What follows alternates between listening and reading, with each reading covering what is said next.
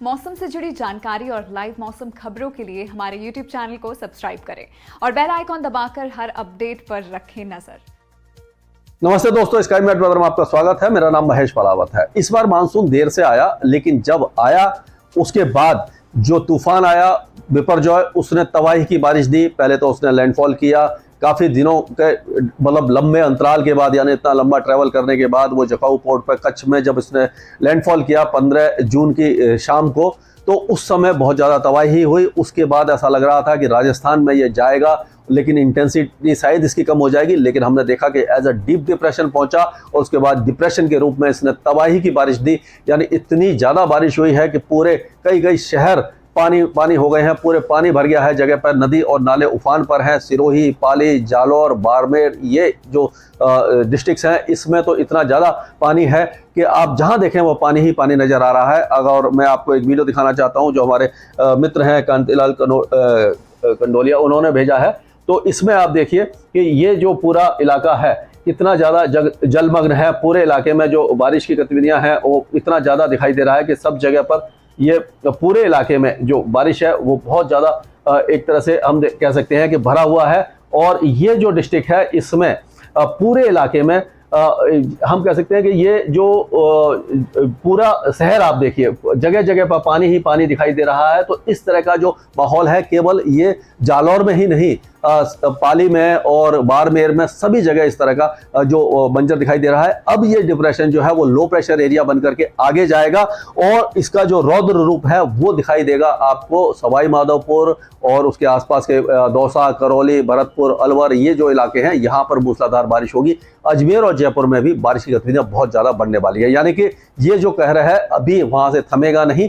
हालांकि जो पश्चिमी जिले हैं जैसे कि जैसलमेर हो गया और जो उत्तर पश्चिमी जिले हैं श्रीगंगानगर, हनुमानगढ़, चुरू, बीकानेर, इन इलाकों में अब बारिश की गतिविधियां बहुत ज़्यादा कम हो जाएंगी। लेकिन ये जो इलाके हैं आप देखिए, ये जो आगे की तरफ जब बढ़ेगा तो ये जो मध्य प्रदेश के कई भाग हैं, जैसे कि वैसे जो राजस्थान का कोटा संभाग है, उसके बाद जो नीमच है, रतलाम है, उज्जैन है, ये और उसके आसपास के जो इलाके हैं गुना, शिवपुरी, शाजापुर, इन इलाकों में भी मूसलाधार बारिश की संभावना नजर आ रही है। यानी कि पूरा मध्य प्रदेश और जो राजस्थान है इसमें जो बारिश है बहुत ज़्यादा होने वाली है। और जो हमने देखा कि बारिश की गतिविधियां जो हुई हैं वो 200-300 मिलीमीटर तक देखने को मिली है एक एक जिले में एक दिन में राजस्थान में। यानी कि जो तूफान है वो कमज़ोर होकर भी अपना कहर दिखा रहा है। अब जाकर के ये जो लो प्रेशर एरिया है, ये देखिए, ये अब जाकर के ये आप देखिए उत्तरी मध्य प्रदेश और उत्तर पूर्वी राजस्थान पर आ गया है और हवाएं अभी भी यहाँ से नमी लेकर के आ रही हैं, इसीलिए ये ताकतवर बना हुआ है।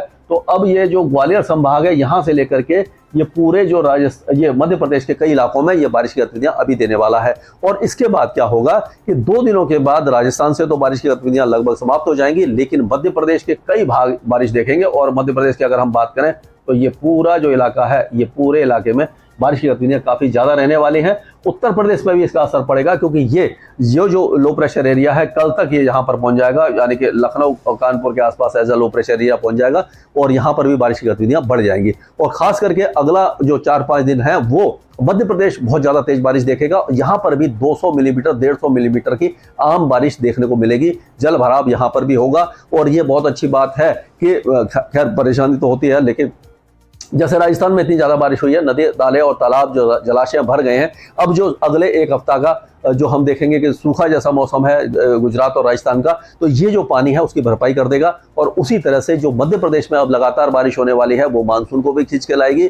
और सबसे बड़ी बात यह है कि अगर इसी बारिश को हम देखें तो ये जो मानसून अभी तक अटका पड़ा था, ये जो उत्तर पूर्वी बिहार तक पहुंचा था, सब बंगाल एंड वेस्ट बंगाल और उत्तर पूर्वी राज्यों तक पहुंचा था, तो जब ये लो प्रेशर एरिया इस जगह पर पहुंच जाएगा तो क्या होगा, जैसे मैंने पहले भी बताया था कि हवाएं इस तरह से घूमेंगी और यहाँ पर मानसून को लेकर के आएंगी। यानी कि अब 2 दिनों के अंदर हमें लग रहा है कि जो मानसून की गतिविधियां हैं वो बिहार, झारखंड और पश्चिम बंगाल को के आधे भागों को कवर कर जाएंगे। पश्चिम बंगाल पूरा कवर हो जाएगा, बिहार और झारखंड के पूर्वी हिस्से कवर हो जाएंगे और 23 तारीख तक जो मानसून है वो पूर्वी जो उत्तर प्रदेश है यहाँ तक पहुँचने की उम्मीद दिखाई दे रही है। और छत्तीसगढ़ के साथ साथ उड़ीसा और ये सारे इलाके भी इसमें कवर हो जाएंगे।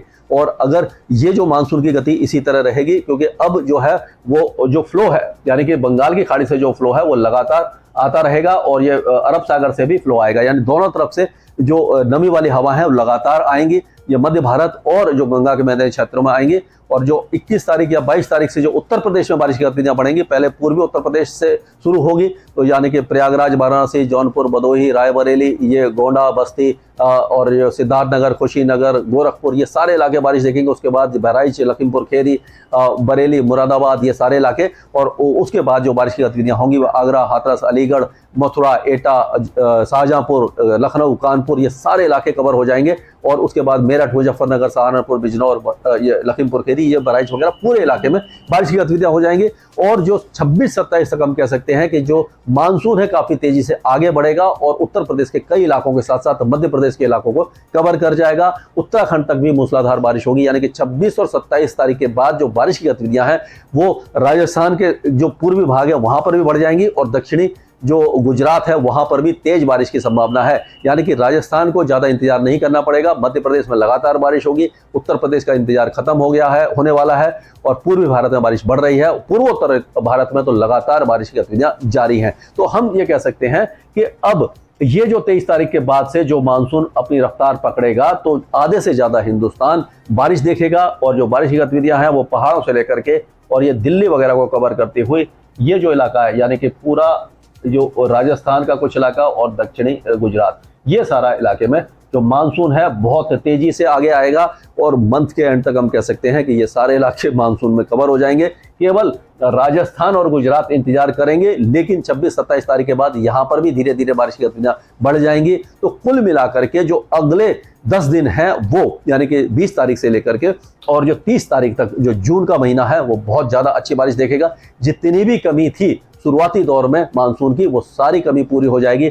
अभी जो मानसून है अगर हम देखें तो 18 तारीख तक तो यहां तक ही पहुंचा था, वहीं का वहीं अटका हुआ है, कोई भी इसने प्रोग्रेस नहीं करी है। लेकिन अब ये जो मानसून है वो इस तरह से आगे बढ़ेगा, जैसे मैंने आपको बताया कि जो मानसून की लाइन है वो इस तरह से पूर्वी उत्तर प्रदेश के साथ साथ ये पूरे इलाके में, ये व्हाइट है इसलिए दिखाई नहीं दे रहा, तो ये सारे इलाके में ये पूरे इलाके को कवर कर जाएगी और धीरे धीरे पूरा मानसून आगे बढ़ जाएगा। यानी कि जून के आखिर महीने में, यानी लेट तो शुरू हुआ था, लेकिन जो दिल्ली एनसीआर के आसपास जो पश्चिमी उत्तर प्रदेश और मध्य प्रदेश में जो मानसून है वो बहुत तेजी से आगे बढ़ेगा और दिल्ली में समय से मानसून पहुंचने की उम्मीद है। 1-2 दिन आगे पीछे हो सकता है। तो कुल मिलाकर के अगले 10 दिन किसान भाइयों के लिए बहुत ज्यादा अच्छे हैं और आप अपनी फसल की बुआई कर सकते हैं। और बिल्कुल चिंता मत कीजिए, पानी आपको लगातार मिलता रहेगा। जुलाई का महीना भी बहुत ज्यादा निराशाजनक दिखाई नहीं दे रहा। शुरुआती दौर में जुलाई में भी बहुत अच्छी बारिश नजर आ रही है। स्काई मैट वेदर में अभी के लिए इतना ही।